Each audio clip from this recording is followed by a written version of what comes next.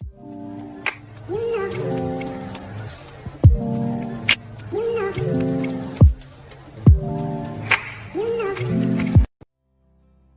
Everyone, welcome back to a new video. So आज की video में मैं आपको एक इजी DIY बताऊंगी, that is chocolate lip scrub. So let's get started. So first ingredient हम इसमें यूज़ करेंगे दैट इज शुगर। एक बोल में हम अराउंड 1 टीस्पून शुगर ऐड करेंगे।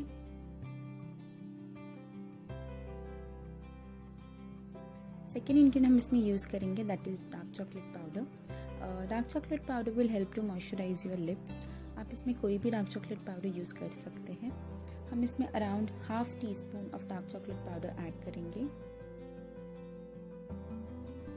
Third and very important ingredient is organic Honey.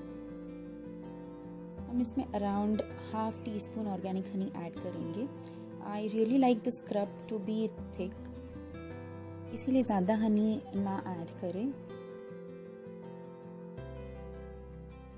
सारी इंग्रेडिएंट्स को अच्छे से मिक्स कर दीजिए एंड स्क्रब इज रेडी।